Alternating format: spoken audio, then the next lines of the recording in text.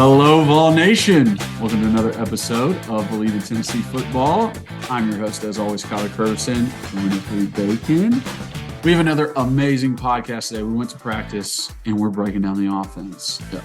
Talking about every single position group and what's going on there. Before we get into that, please, if you guys are watching on YouTube, subscribe, hit that like button, leave a comment, ask us questions, anything that you would down in those comments. We'd love to hear them. If you're listening, please review and rate 5 stars and download, re-download. That helps so much. And share with your friends and family. Let them know what we got going on. But yeah, offensive side of the ball, we break down offensive line, who's going to be playing left tackle, all the guys that might get in a rotation, and some good stuff we saw from them.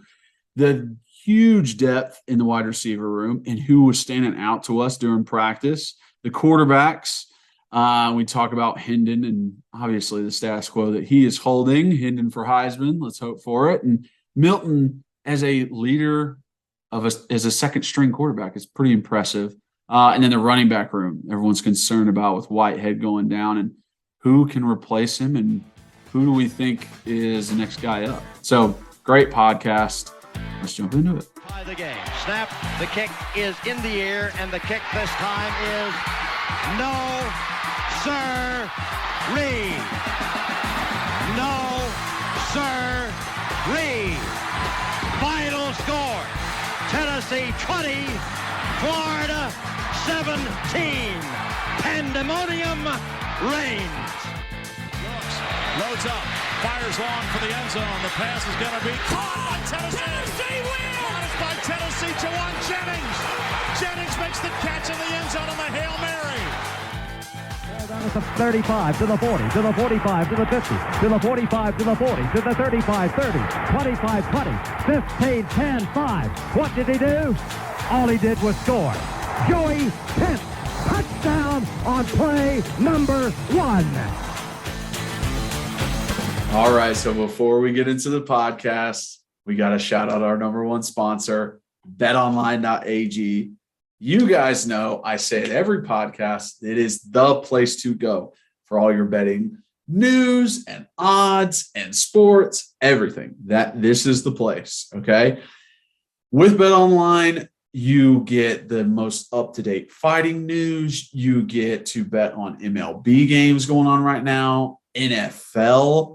I mean, you can bet on anything, team total wins, division wins, individual players, all of it, okay? So now is the time to sign up. At BetOnline, you can sign up on your mobile device or you can go online, get a 50% welcome bonus on your first deposit. Just use the promo code BELIEVE at checkout. That's BLEAV. And you get that 50% welcome bonus. So listen, y'all, please use that. Please go to BetOnline when you're doing all your sports betting. It makes things a lot more fun and a lot more interesting. And I always love them. They're the place to go. BetOnline. It's where the game starts. All right. Welcome in, everyone. First thing you're going to notice is a change of venue. Second thing is we just got done with practice, and wow is one word I would use for that. I think we're both blown away by the progress and everything that we've seen. So cannot wait to talk about it. We're going to do offense on this pod, but first, Reed, how we doing, bud? I'm doing well. This is funny and weird for me because I know you don't like sitting this close to me. Well, I love sitting this close to you, but not on the pod because it distracts me. But we're in the kitchen/living room of my parents' house compared to the dining room and more formal area. Mm-hmm. And it's weird to have the camera like there. But anyways, we're not going to talk about much besides today. We got a lot of information. I actually do really think this is going to be the best pod we've ever done. No golf talk. Yeah, and we're playing golf. We are going to play golf. We are going to play golf. Yeah. Kyler's going to get to play Holston for the first time, so I'm excited for that. But we've had an unbelievable day. So we were reached out to by Spire NIL. I still almost say Spear every time. So Spire. So we met with them today. They reached out to us. Great guys, nice. So it was good to talk with them and just learn. I mean, seriously, just learn kind of a lot of the stuff that's going on, how they operate. So it was cool to do that. We met them at Long's early this morning, had some coffee, and we went to practice. And man, it's awesome. It's a great time, and I legitimately love this team and this program, top to bottom, and I will explain why, but we are going to jump into it now. We're going to do offense first. We haven't even – I mean, I actually took this to practice with me and folded it up like I was an actual coach there. Like, tucked it in the front like all coaches. Like this is – because all the coaches do that so they know the schedule for practice.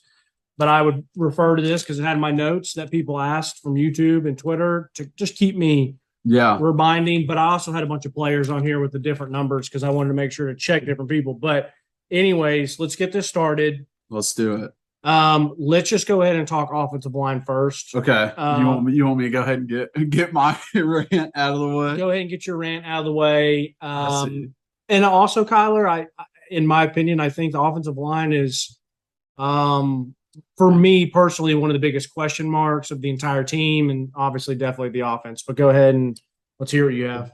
Man, I will tell you what, I had so much fun at practice today.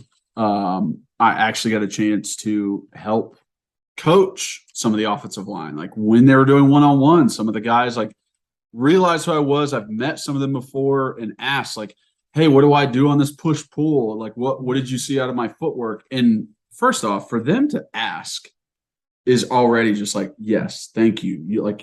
You're wanting to be better. And then second, just like for me to share my knowledge with them, that like made my week. I loved every second of that.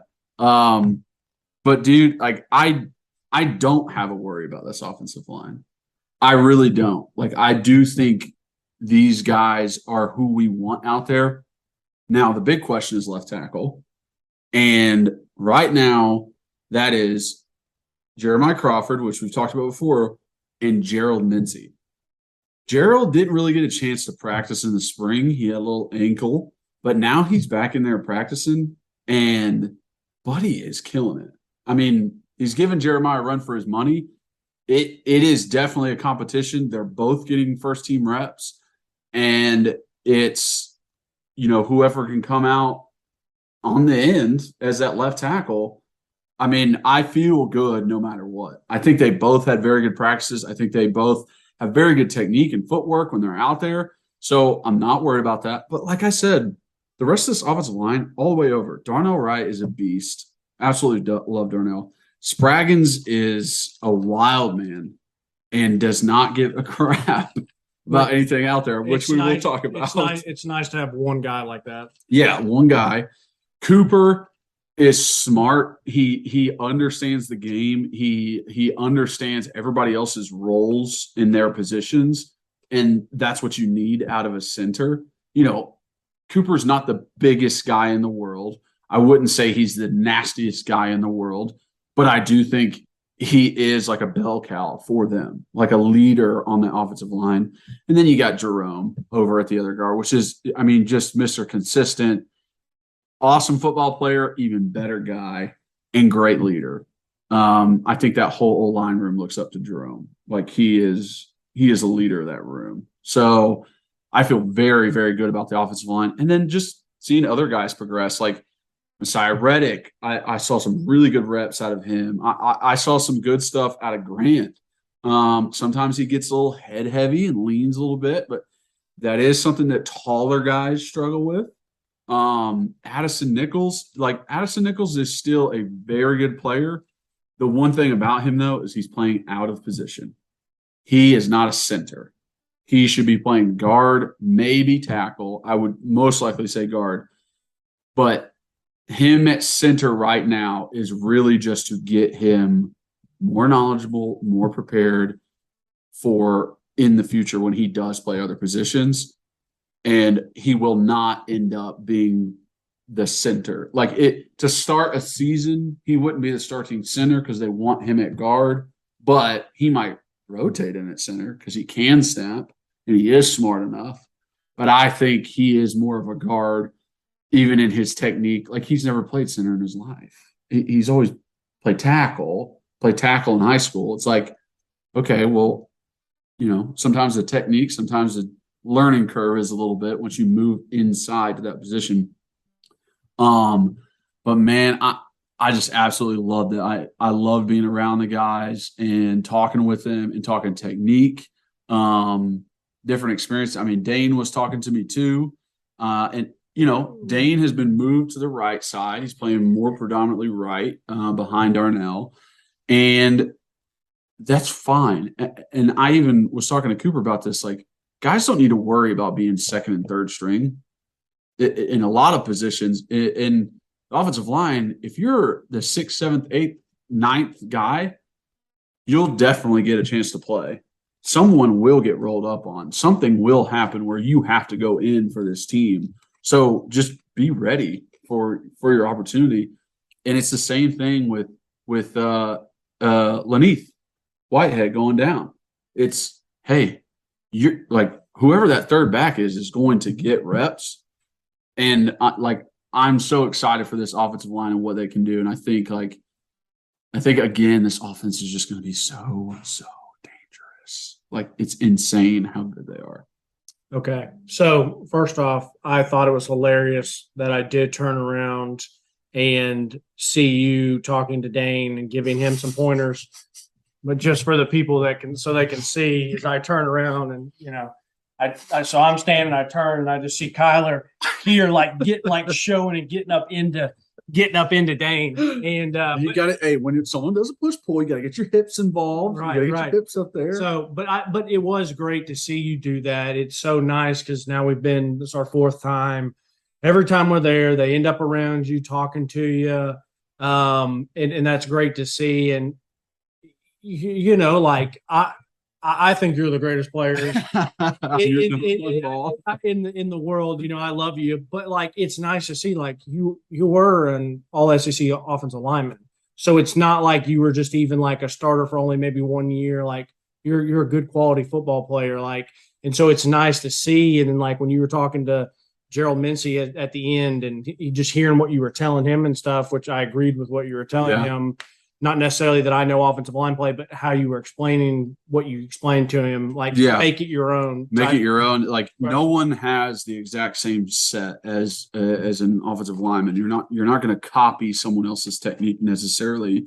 You got to find something that fits best for you. What fit best for me was a vertical set, was more straight back when I did my pass sets and not at an angle. And I was explaining you look at a Joe Thomas who is a Hall of Fame left tackle for the Cleveland Browns. You look at Tyron Smith, who's going to most likely be a Hall of Fame left tackle for the Dallas Cowboys. They have completely different sets, but they're both all-pro, amazing tackles that people use as examples of this is how you play football, but they have completely different sets. So it's find your own thing that works for you. Because, he was asking me about jump sets and about a fake jump into a set and all these different techniques.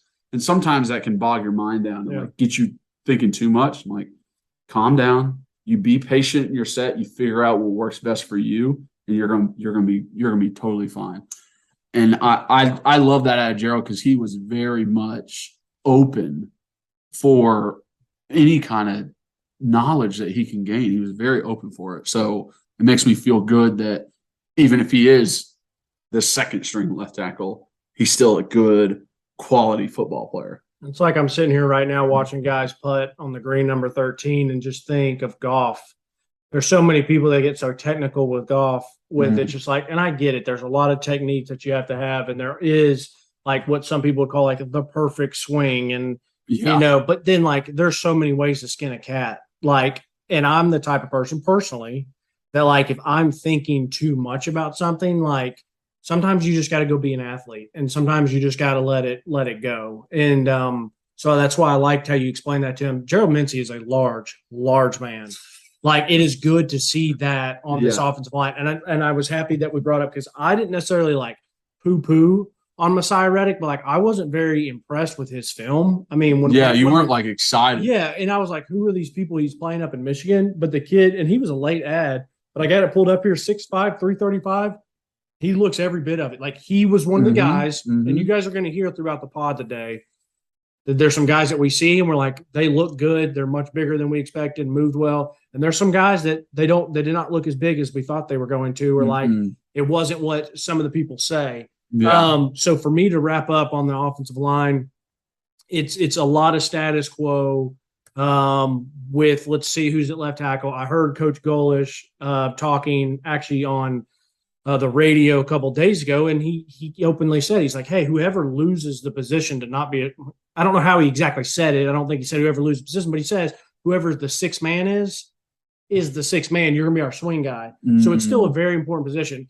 Whether you're in SEC football or whether you're in the NFL, it has become so much more of an actual – it's almost like the sixth man off the bench in basketball. Like I remember for the Tennessee Titans, like they would have their sixth man, their swing man, and you still make a very good living being the third tackle. Almost, because everyone knows injuries are going to happen. So it's really important. But I thought I don't know why I'm worried about the offensive line. I guess maybe like in one-on-ones there wasn't anything that would make me worry, and I didn't even get to watch many of them today. But like I just think when I'm watching team, I still feel like their quarterbacks are running kind of a lot. And I felt like it's always been that way. But then again, like I thought last year that Joe Milton and Hendon Hooker didn't have any time to throw, but then you go into the season and there was times where they had plenty of time to throw. So I don't want to overthink it. I mean, this is technically the first day of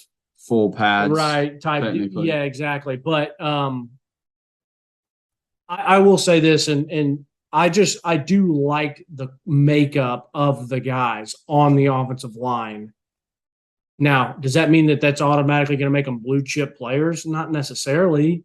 But I'm saying like there are some really, really good pieces. I mean, today we saw the Los Angeles Rams, the Green Bay Packers, and the Los Angeles Chargers were there. Scouts, they were all there. They were dressed up, taking their notes, and they were watching Darnell a good amount of time. Like I was standing right next to the Chargers guy when they were doing like 2v2 type deal, offensive defense line, which I love watching that. But I was sitting there and they're watching Darnell, and Darnell had really, really good plays. Like he had some really it was very impressive. So there is some good players. And Addison still looks the part. Like I'm not going to be surprised if he does. I will not be surprised if he plays. But then again, that doesn't necessarily mean he's going to be the sixth swingman type deal. No, because of which I don't think he will. I don't think he will. Right, I don't either now because they have him at center, and it's like there's just some other guys that are maybe just a little bit farther ahead. Yeah, just older guys today, and so that's for offensive line. And I maybe should have started the podcast with this, but I don't want to take a lot of time to do it. Because I'll try and cut you off. Right, but the entire team looks so much better from size and just depth. Like they all look so much better. Now, just because we have better depth doesn't mean necessarily the starters are going to change.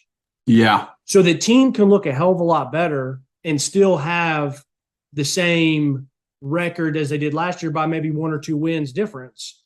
But you still need that because then you feel comfortable about the depth and you feel good about who's behind them. And I'm in like I said, receivers, defensive backs, linebackers, some of the edge guys, like all those guys, we look more like an SEC football team than we did. And it's just great to see that because like Byron Young is not the only edge guy that looks like a blue chip guy now. Like he does, you know like what I mean? Roman Harrison looks like that. I mean, Tyler Barron looks bigger. He looks bigger and smaller, like leaner. Yeah, but that's what I don't want to. And we will hit on all these players at their positions. Yeah, but there are so many guys that I noticed that like they do look bigger and they just look better, which is great. So, anyways. I should have started the pod with that. I think that's what Kyler and I are so optimistic about. And the other thing is, too, the overall, which I'll finish saying this again, is like I love the coaching staff and I love this team dynamic. They compete so hard. They work hard, but they are good dudes. Like, they are good dudes. Like, they're not smacking somebody and maybe running their mouths and talking much shit. It's like they pick them up.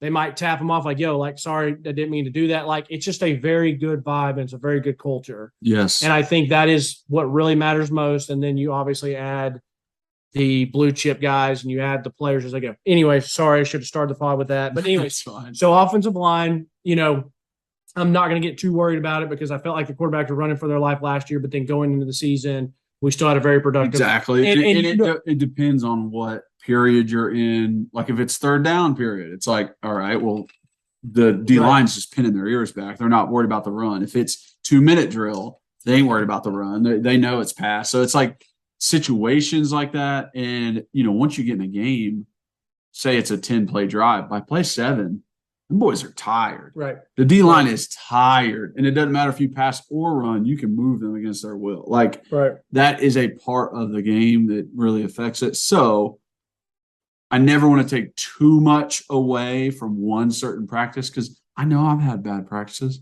I've had horrible practices before where I just wasn't there, and I really was missing blocks and my hands weren't good. But that doesn't mean that I was a bad player overall. So, grain of salt sometimes, but I agree with what you're saying. I thought there were times quarterbacks were running. I also think that has to do with our DBs, which we will get into next podcast. So, but to finish up on the offensive line, like I said, Messiah Reddick stood out to me. Listen, does that mean he's going to start this year? No, but I'm saying, besides Javonte, Jerome, Cooper, Darnell, and then the two guys, but it was just nice to see where I felt decent about Messiah Reddick. And then I felt decent, where I thought RJ Perry, who's a redshirt sophomore, 6'6", 325, and Savion Herring, I guess he's a JUCO. Both of those guys, big guys, good guys, and I thought they have some solid reps when I saw it. So once again, you guys got to remember, this is practice. So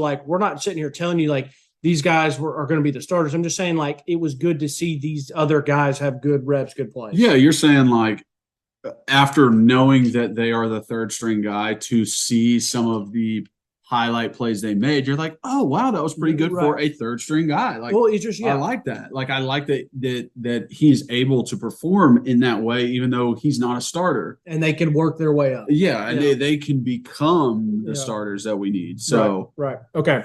So let's go ahead and we'll just jump into tight ends. Okay. So obviously you got our main man, Jacob Bourne, and I'll just start there.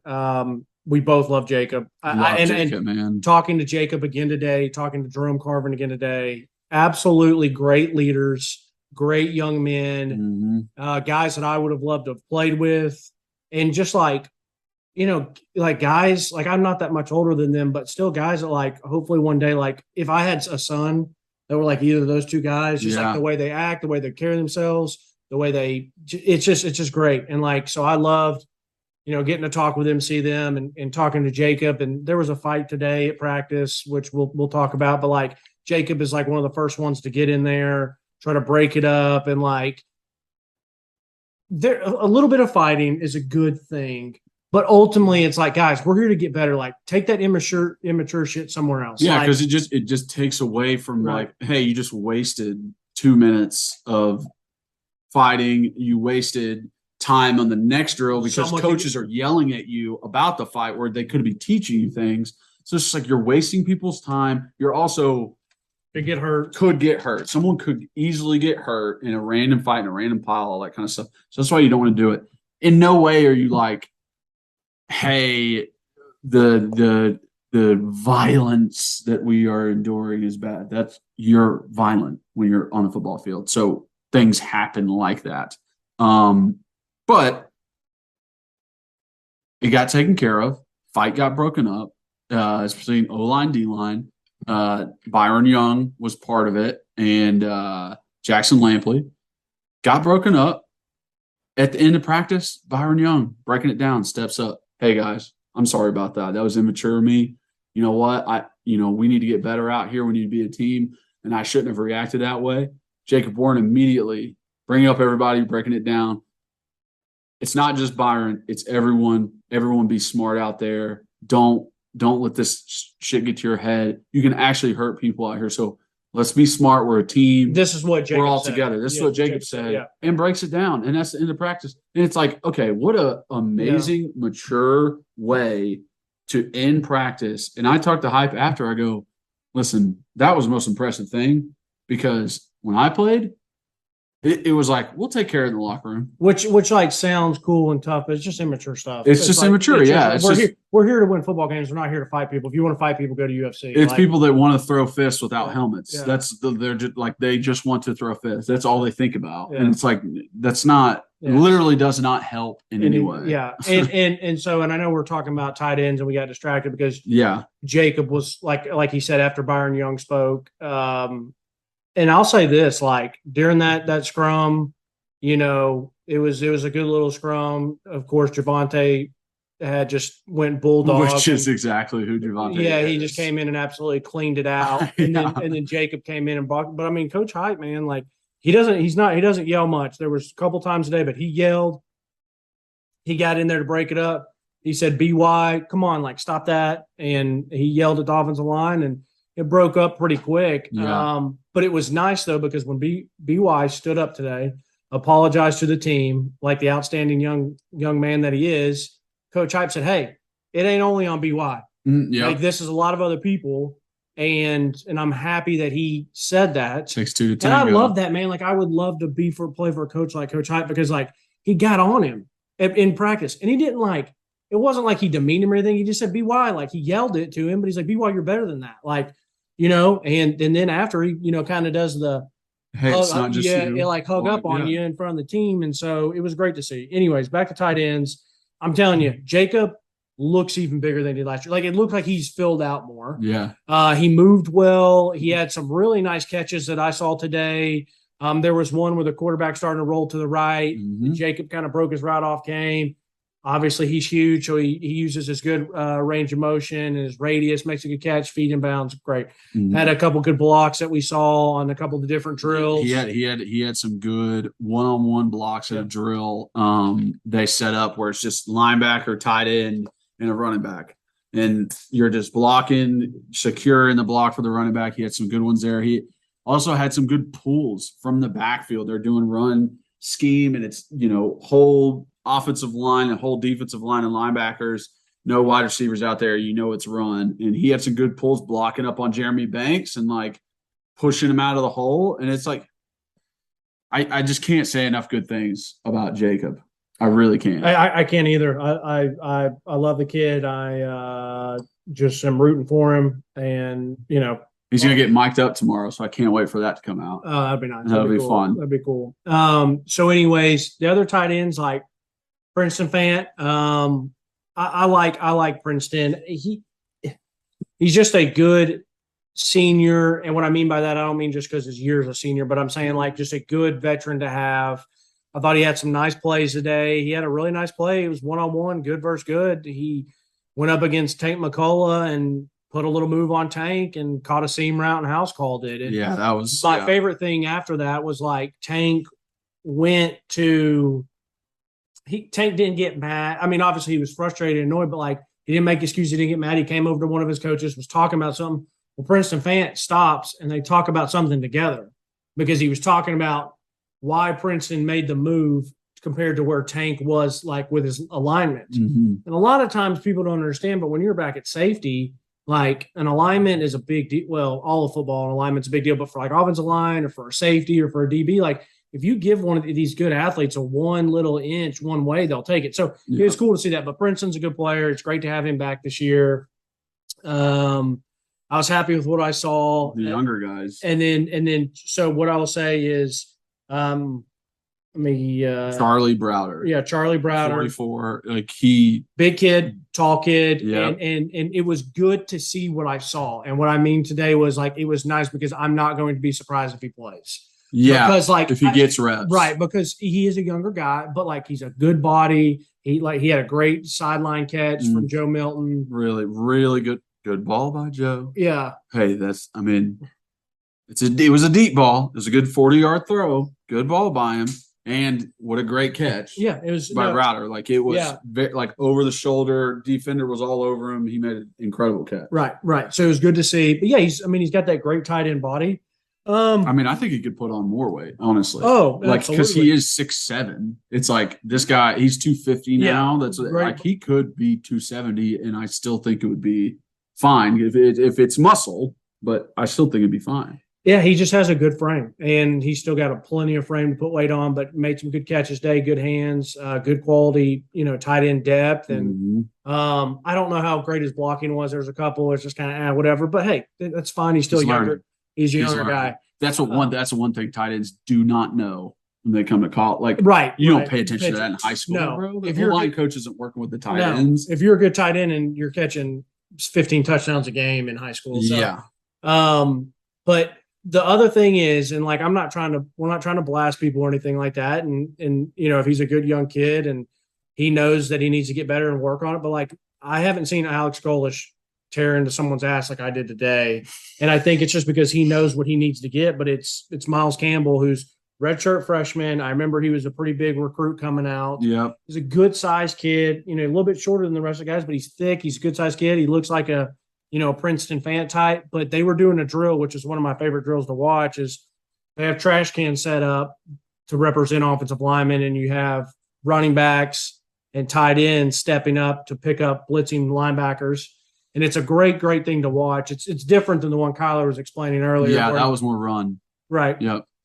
This is more like protecting the quarterback and linebackers blitzing, and it's a fabulous drill to watch. Well, Miles just absolutely – it was like he missed the block, but it was almost like because it was like lackadaisical, like a lack of energy, or maybe he stepped wrong, and he just kind of quit on it. And I know that's what got Alex Golesh fired up, and he just like wants something from him. He's just like yelling, like, what are you doing? Like, and he kind of got it. And the final thing he said, like, put the fucking effort in or go home. Yeah. And that's how I would feel as a coach. Like, he wasn't like, you suck, you're this, you're that. He's like, he knows what potential is there, and he's trying to pull it out of him. Yeah. And it's like, hey man, like, if you don't want to be here, like, I'm putting in an effort as a coach. All these other guys are putting an effort in. It's okay if you mess up. We all mess up. Yeah. Just like coaches have told us since we were middle, like peewee, if you're going to mess up going 100%. Yep. I'd rather say whoa than sick 'em. Right. And so I was kind of surprising to me. Like, I don't see, he's a fiery guy, but he was pissed. And like, I think it's because he knows, like, next year and a couple years down the road, like, that's a guy that could really help the University of Tennessee. So that was tight ends. Like I said, it's very much status quo. There's a lot of status quo. Especially on the offensive side of the ball. Yeah, well, I think defense, there's a lot of status quo too. There's starters wise, but this is not anywhere close to the fluctuation and like determination of last year's team, where we literally knew nothing about this team. We didn't even know people's names when we went to spring practice that first time. Right. So, anyways, tight end status quo. I think I'm very happy with them. I think that group has potential to be very, very solid. And do what we need to do. I think what we'll do is we'll go receivers. Okay, let's do it. And then we'll finish up. We'll talk about RBs, quarterbacks. Yeah, and I think receivers and running backs are what people want to hear most about. Yeah, because everyone, it's in. We know it's in, and we'll hit on what we saw from Joe and Taven. Yeah. But anyways, okay, so do you want to go first with what you saw for receivers? Do you want me to go? Because I think I probably watched a little bit more of it. Yeah, I think you got a little bit more. I will point out like certain things that I just noticed in and of myself. Cedric Tillman still just, a beast, great route runner, leader of the wide receiver group. Some just like bright plays saw from Jimmy Holiday. Saw some good stuff from 84, what was it? Caleb Webb.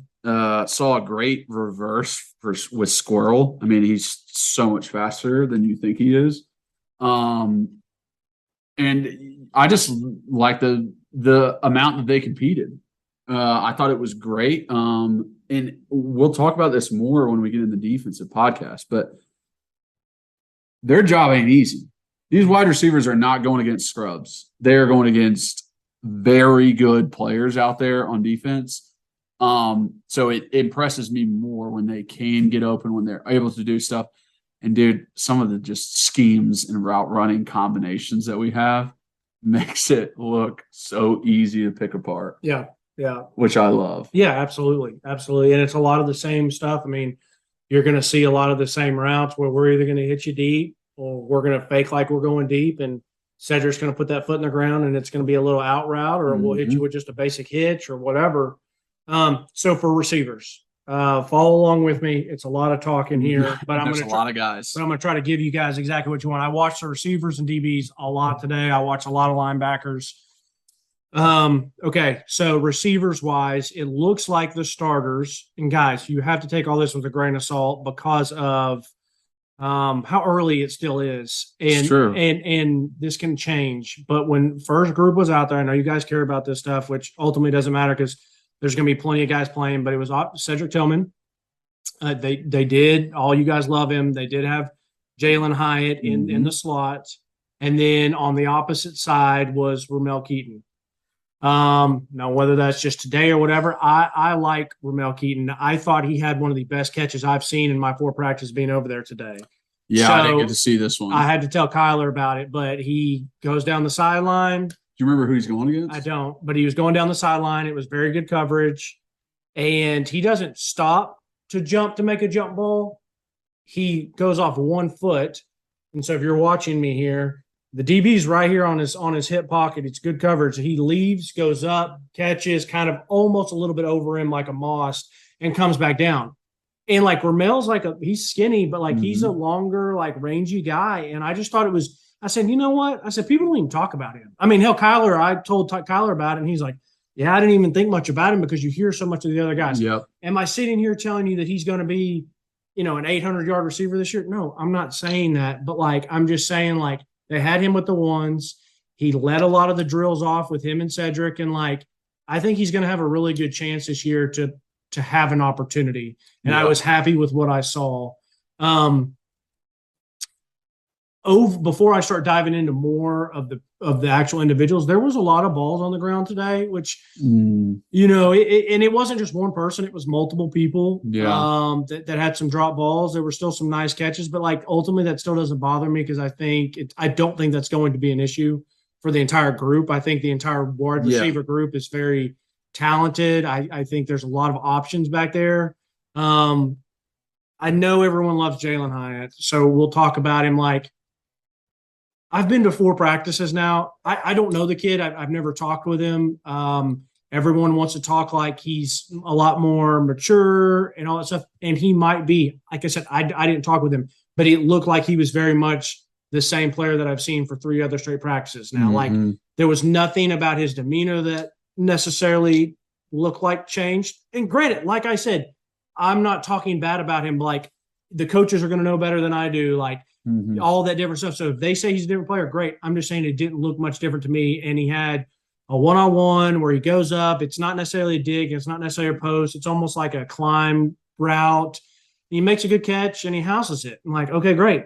Well, then a couple reps later, he basically runs the same route, hits him right in the hands, and he drops it. Yep. And so it's like, it just seems like it's a concentration thing with him. And it's just like, he just leaves me wanting more. And it's everyone that you hear talk, social media, whatever. And it's like everyone wants a big year from him. Like, we all know he's capable of it, but like, you got to do it at some point. And so it's like, I'm just kind of tired of hearing his name, like when I feel like there's other good players there. So, and I bring him up. Listen, he was still starting. He could still have he was still starting today. He could still have a massive year, and I hope he does. Yeah. But I just know that everyone always wants to hear about him. Now, it was his freshman year. I mean, the touchdown versus Alabama. Like, that's what set him apart from everyone else. That's what got everybody else curious. But this is also in a Jeremy Pruitt offense with Garantano at quarterback. It's like, this is a totally different offense, totally different head coach, better offense. So maybe he doesn't fit into that as much. I think he has all the opportunities. I think exactly. He has all the skills. He's quick. He's fast. Everyone made a big deal that he's bigger. He does not look much bigger. No. I would not say that. If he's put on 10 pounds, like, it's fine, but it didn't look any different to me. Yeah. Everyone wants to hear about Brew McCoy. our first impression was, well, first off, you didn't see a ton of him today. He was running with the twos, but like he walked right by Kyle and I both looked at each other and he was not as big as we expected him. No, I thought for sure, like, here's another Cedric. And then he walked by and I was like, bro, Cedric is obviously bigger than you. He almost looked 6'1"-ish, 6'2"-ish. It didn't look like he didn't look like imposing ripped or anything like that. You look at some of these wide receivers and DB's arms, like the guys that are skinnier to say, like they can be jacked. And there was nothing really just popping about him. Yeah.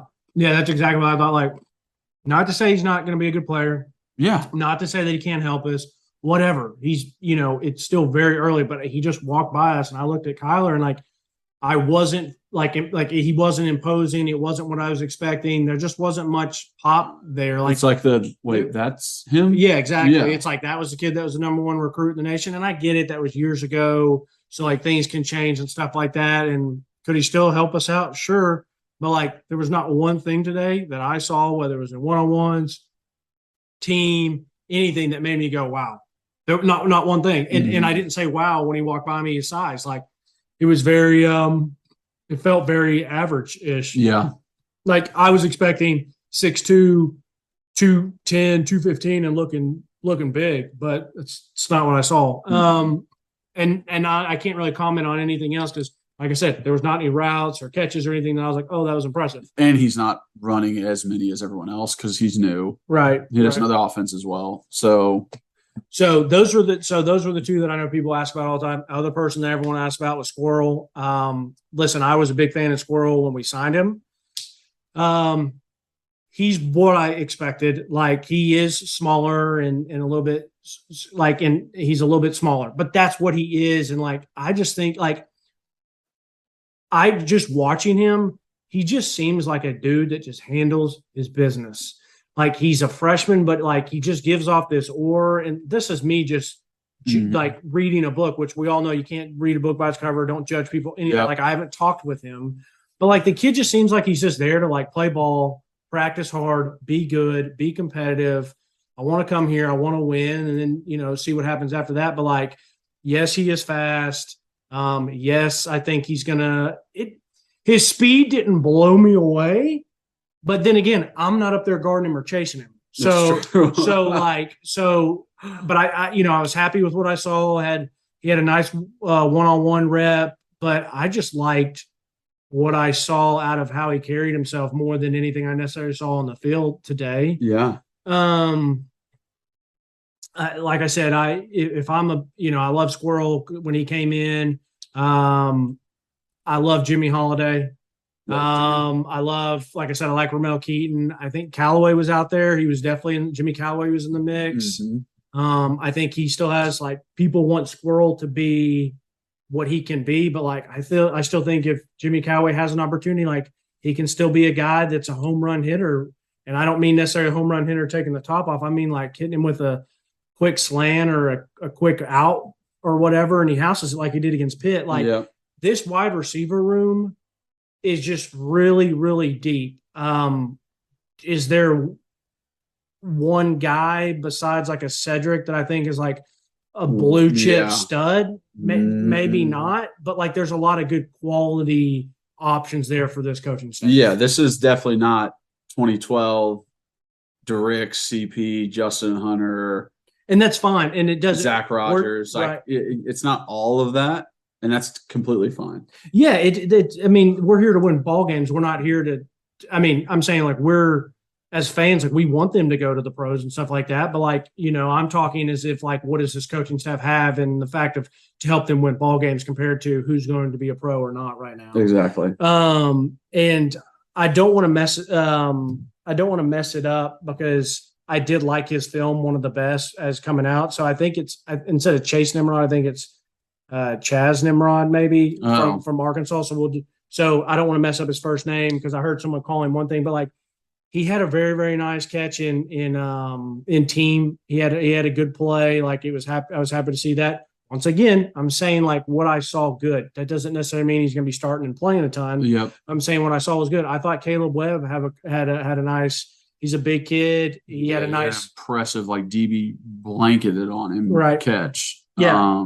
So I all of those young guys, they are where they should be as young guys, and they are showing spurts of greatness that could be in the future. That's pretty much what it is. It's not saying, hey, they're starting this year, they're going to be on the field immediately, but you see that little stuff that they do, and you're like, oh, this guy could be good coming down the pipe. But you understand that as a football player, as a coach, as a watcher, this is a freshman. right. This is a freshman. And I would say that, like, out of some of these freshmen, like, people that you may see on the field earlier than others is probably because, you know, you got a guy that's going to be behind Cedric Tillman. Well, Cedric Tillman's playing, Yeah. but Squirrel White might be in the game because maybe they're not sold on who's in the slot. No. If they're not sold on Jalin, if they're not sold on, you know, whoever else, like, they might, you know, and there are plenty of guys that, hey, this guy is good enough, we got to get the ball in his hands, so he'll get playing time. But like I said, like, it's probably going to be harder for Caleb or Chase, aka Chaz Nimrod, like, depending on what positions they're at. But and then Walker Merrill. I love Walker. He's swaggy as hell. Like, he's dope. The dark visor. Yeah, dark visor. Prescription for that, But yeah, he's a dog. Like, he's cool. Do I think he's going to play a ton? Like, I don't know. He was running with the twos. But I still think by his junior, senior year, that he could have some chance. Like, I like the way he competes. He's always practicing hard. But yeah, it's just there's a lot of, it's kind of a good level. Like, if I'm a coach, I'm happy with what I have, because you got your elder statesmans, you know, with Ramel and Cedric, and then even Jalen's been around a little bit. You got an older guy coming in and Bruce, so see what he does. But then you got your Caleb's and Squirrel, and then you still got Jimmy Holiday, Jimmy Callaway. So you have a kind of a nice layer, and I think they kind of all complement each other well. I'm just not worried about our receivers. Like I said, do we have a first-round draft pick running around out there? I don't know about that, but I think there's some good players. Like, listen, you know how many times today that we saw Cedric Tillman go deep, beat someone and catch it? Yeah. Quite often. How many times did we see him do like a deep slant / kind of combo route, and he's there? You know, a lot. Yeah. We saw that. Like, it's gonna be they're gonna feed him. And then it's who can step up when he's getting double teamed, or when the ball's being, you know, the defense is directing the ball to another way. Yeah, exactly. Yeah. Who can step on the other side of the ball when they start doubling said, and like not letting him be the one who beats us. And it wouldn't be a Kyler and Reed practice breakdown if I did not give a shout out to Jack Jancek. Of course. Still out there, man, catches everything, cooking people. Being a stand-up funny guy in the wide receiver group, and like, even like, hey, you're gonna be all right. It's all right. You drop that. It's okay. Like, catch the next one. You know, just something simple like that. He doesn't consider himself to be, you know, the leader like a Cedric is, but he's still, hey, like, I'm gonna bring some positivity. I'm gonna bring some juice. Like, I might not start, but I'm going to be a good teammate, right? Which he is, right? Yeah, and hell, he catches everything that comes to him. Yeah, he's good. He's a great practice player, and it's good to have. I mean, there's plenty of times he's burning our ones, man. So if you're getting a good look from him, that's what matters. That's right. So, anyways, let's go to I listen. Running backs. Yeah, and like I said, I can go through some of these questions that we wrote down a little bit later. I think us talking this way will answer. Yeah. Because basically we're talking about the good stuff we saw, or the lack of good stuff that maybe we want to see more. So that kind of answers the questions. But running back, man, this one's interesting. So do you want to go first? Yeah. So Jalin Hyatt's out, right? So that opens it up for, you know, who's the third guy? Or it's seen as small, Jalin Wright, and then who's the third guy? It's between Justin Thomas and Dylan Sampson. Dylan Sampson is way ahead of Justin Thomas. And I think it is more that Justin is a freshman, but Dylan Sampson, the way he finds a hole. Yeah, but he's a freshman too. I know. I don't know. I think Justin is his inexperience. I think Dylan, he has it, dude. He understands where the holes are. He can read his blocks. He makes good cuts off of them. He has good jump cuts in the backfield if he needs to. His acceleration is great. I would say his only quote unquote downfall, but I don't think is going to be an issue, is his size. He's not the biggest guy in the world. But and go ahead. He's one of those guys. Today we see guys that are, they're about what we expected, which was Squirrel, to give you an example. Like, he's what I expected, but like Bruce, smaller than I was expecting. Dylan is smaller than I expected. I actually thought that he was going to be more like Jabari. Him and Jabari look a lot alike. Yeah, but Jabari's a little thicker. So I'm sorry, I didn't mean to hijack. Go ahead. Yeah. So Jabari is one of those guys that looks different. Yes. They are saying that he's added weight and looks bigger. He does look bigger. I can tell a difference definitely since last year and even since spring. Like, he is a bigger back. Mm-hmm. What I'm saying is Dylan is his same frame before Jabari put all that weight on. Thinner. Yeah, much thinner. I thought Dylan would be like 5'11", 5'10", and like kind of a little bit longer and skinnier. Yeah. He's little.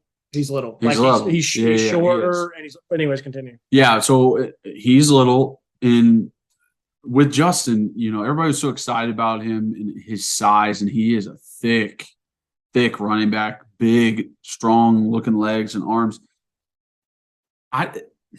It's just, I talked to offensive line. Some were like, yeah, man, he just runs straight forward. Can't quite find the hole. He'll run into the back of guys.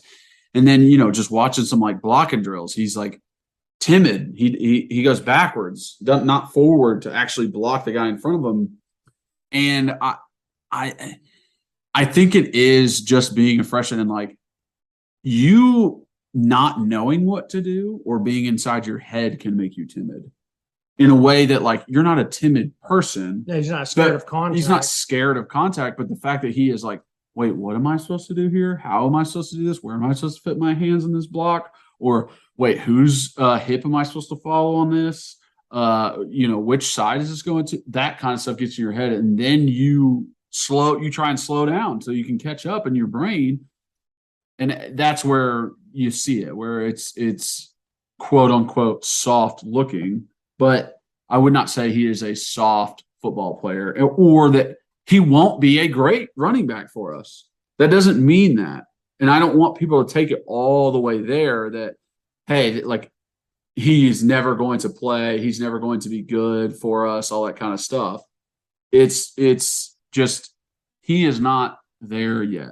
He will not, telling you right now, I do not see Justin seeing the field. I don't see like it unless all year, unless there are injuries, major injuries, but having 3 running backs ahead of him, I don't see him seeing the field unless we're beating Ball State by 50. Okay. Wow. And he gets in there. Okay. All right. Well, you played. So, I mean, like, I respect your opinion. I think, which I was happy once again to speak on Coach Golish it was the same thing I was listening when he made the comment about the 6th lineman being a swingman is what I said on last week's podcast when we talked about Lynn J. Dixon really quickly is you know how to take the ball and do your thing with it. But I said it depends on how quickly they pick up, and protect our quarterback. And that's exactly what Coach Golish said to the media when I heard him. He said, like, hey, it's like, how quickly can you pick up and make sure our quarterback doesn't get blasted? And so this running back is the most important player. I get it why some of my buddies and some of other fans are worried about the running back room.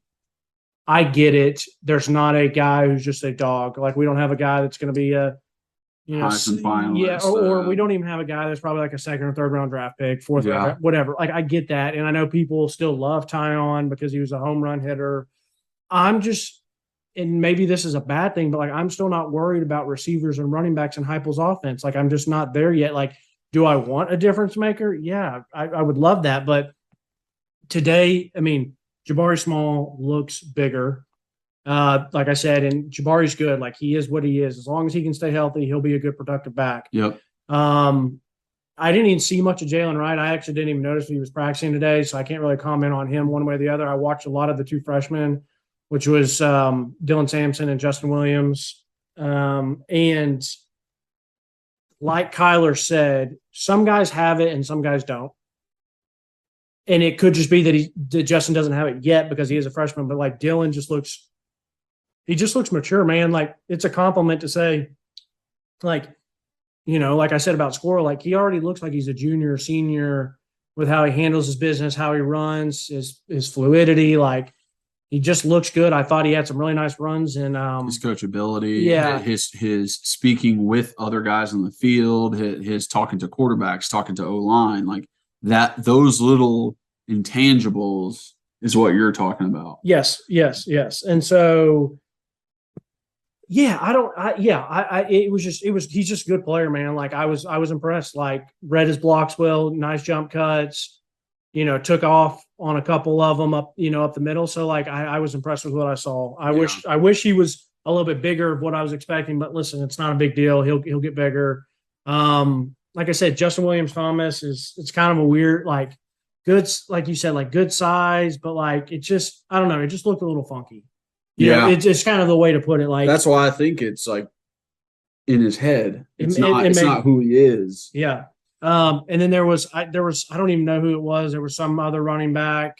I mean, I saw Jabari get reps, Dylan get reps, Justin William Thomas get reps. So I don't know if Jalin was practicing or not. I don't know. I just didn't notice. I could have easily missed him. Mm-hmm. But then they had like some backup, like walk on that was getting some reps. I don't know if that was just for practice purposes, but and then everyone wants to know about Lynn J. Dixon. So he came right by us a couple of times. Like he's not as big as I thought he was either. He didn't really practice. He's still learning. Like, but he's not a super big guy, but that's okay. Like I think he's going to be good for us as long as he can. I mean, that's pick up blocks. I think he's going to be good for us just because he's older. He's played in a lot of meaningful games. I have not watched his highlights yet. I've seen a few of them, but I haven't gone back and really watched, or I haven't looked at like I would look at his stats, like how many fumbles has he lost? Like what kind of stuff can we maybe use that him out of the backfield? Like maybe that's another reason why I'm like Justin Thomas might not out of the backfield and stuff like that. Field. Yeah, like it's like he's coming in now too, and he has experience playing. Right, and if you played at Clemson, you've played in a lot of big football games, a lot of good competition. So maybe when I'm laying around on the couch chilling, I'll pull up their games against whoever and see if I see any stuff from him. So, but yeah, he's going to get an opportunity to play. Like this is going to be a very much running back by committee type deal. If something happens to Jabari, or to even give Jabari a break. And lastly, we have to shout out Jabari on an awesome blitz pickup he had. I mean, he's not that incredible. big. Jeremy coming off the edge. It wasn't even. It was a timed blitz. It wasn't even like, hey, I'm showing myself right away. And Jabari's ability to step up, take on Jeremy, which like Jeremy had sacks last year. Like he's one of our good linebackers that can get off blocks and make sacks. And Jabari stepped up, put his head in the fan, and freaking killed it. Yeah, absolutely. So it was awesome to see that. That was in team, so that was ones versus ones when he did that. That wasn't in like some little, offside drill or whatever. Yeah. But yeah, so it was good to see that. So that's running backs. Hopefully we kind of covered what you guys wanted to hear. Your thoughts and questions. Let me ask you this. That. I mean, I've said that I'm not really worried about it. I know that we don't have some massive game breaker there, but I'm necessarily not worried about anything. Are you worried about the running back room? No, I think the same reason that you're not, this offense. And the fact that like last year we didn't know who Jabari Small was or Tyon Evans. We had no idea who these guys were. And we thought like, oh God, they're short. They're not like huge running backs. And then what do? Just produce, huge runs, making defenders look like idiots. SEC defenders look like idiots. And it's like, hey, yeah, give them some space. As long as our offensive line can get them to the second level, they'll be fine. Yeah, I'll be very surprised if this season we don't see a lot of nice screen plays to get them out, get these offensive line moving. And if we don't have a couple of those other, basically hitting the A gap and 30, 40, 50, and then maybe even taking a couple of 60, 70-yard up just because exactly in this offense, it is such a quick hitter to just hand it, go, little ISO, and get your guy in space. So yeah, I'm excited about that. And then lastly, quarterbacks. I think it's awesome, man. Like I don't, once again, Joe's not one of the guys that we've talked with. I don't know him or anything, but like I really respect him for staying around the program. Being supposedly like a good teammate like he is to Hendon. He was still out there competing. I thought he had some nice throws. He was also leading. He was coaching up, and that's his second string guys. And that's what I was about to say. Is like he was out there having a good time. He was bouncing around. He was talking with people. It looked like he was coaching them up. Like it was good. Like he could have easily faltered and been like, "Yo, I'm out of here. Like I lost my job." Like, or he could just kind of like, put his head down and pout it. But like, I think he's going to have a really good shot next year. I mean, I know Nico's coming in and Taven Jackson's still there, but like, so I thought quarterbacks, if something happens to Hendon, then like, it's great to have Joe back there. And then Taven was fine. I mean, I didn't see anything special. But I'm not really, necessarily watching Taven. If I see the threes out there, I'm probably watching receivers or some DBs. Yeah. And then Taven is still, he's dealing with a third string offensive line, so that is part of it. But like he's getting sacked before he gets rid of the ball almost every play. Yeah, where it's like, and that just happens. People are in his face, and usually coaches say like, "Hey, don't touch the quarterback," so they can play through, and wide receivers and DBs and linebackers can get their reps in. Because if you just sack them, it's like they're done with the play. Right. And it was just a lot of the time he's getting sacked, he's not getting rid of the ball. And that's where I'm like, sometimes it is offensive line. Sometimes it's maybe he didn't see the open man. Yeah, when he was open, then he's not open. Yeah. And then Taven sees him and he's like, oh crap, I can't throw it there. And there's a couple of times where you mentioned like you thought he was kind of locking on to people and kind of deciding where he was going with the ball before the ball. I saw one that I thought was an overthrow. Who gives a shit? Like we all make mistakes. Yeah, an overthrow, but like we're not in the QB room like breaking down and like watching stuff to see what he's seeing. So like it's not even fair to really comment on him. Like I still thought he had a good attitude. I thought he practiced well, practiced hard. Like I think their quarterback room is a good room. Like I think they all are like good guys and like seem to be like good teammates for each other. But it's not really worth talking much about besides Hendon's the guy. And I think Joe's a really, really solid backup to have if something does happen and maybe a chance to play, next year because the guy we all know is still physically gifted and everyone remembers some of those deep balls, but like he still had some nice deep balls today, like that completed. So I mean, he did. I just think like even when you're really looking at it, having both of them with the experience that they have in one quarterback room is very rare, dude. Like quarterbacks transfer at the drop of a hat, and to have two guys that if Hendon were to go down, it's not going to be, hey, we're losing every game going forward. Right. It like he can step in. I definitely would not say him and Hendon are on the same level. I think Hendon is better, but in no way is it like he's the worst quarterback in the SEC. No. You know what I mean? I still think he's top half. Sure.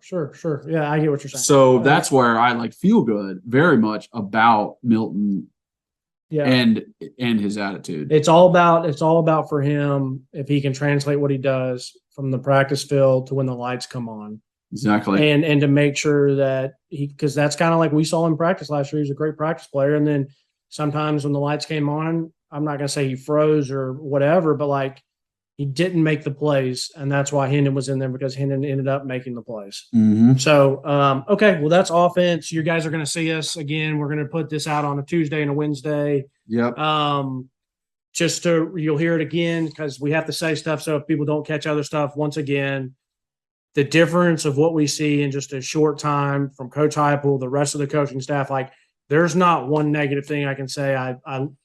Once again, I love how all the coaches coach, meaning individually and stuff. And like, I think it's just very businesslike, but like also family. And what I mean by that is like, we're family, like we love each other. We take care of each other, but like we're here to win games. Yep. And so it's like, I don't think there's any extra wasted bullshit. Mm-hmm. And I literally say BS because like, there's not any wasted, like, coaches just demeaning players for no reason or just a bunch of nonsense. Like, I don't think that. I think it's a good vibe over there. I think it's great to see the younger guys. Like I said, the younger receivers, the younger running backs. We're about to talk about the younger defensive backs and even some of the linebackers, edge guys. So it's great to see it over there. I couldn't be more happy with the trajectory of the entire program. Honestly. Does that mean I'm saying we're going to win 10 games this year? No, I'm not necessarily predicting something like that, but it's just great to see where it's headed and where it's going. And I guess that's my final wrap up on that. Yeah, it gives you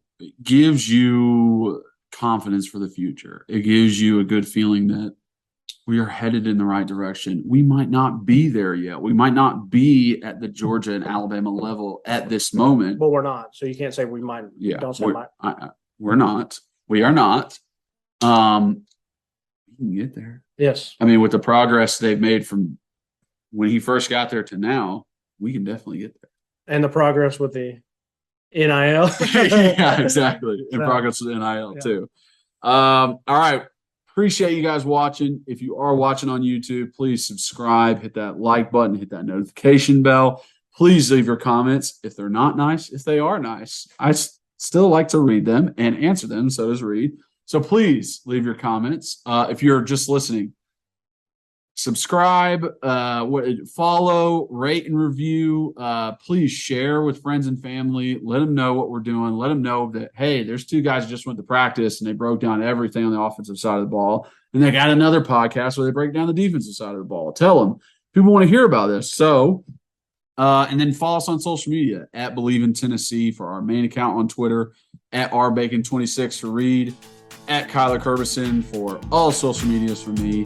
And just really appreciate you guys. As always, go Vols.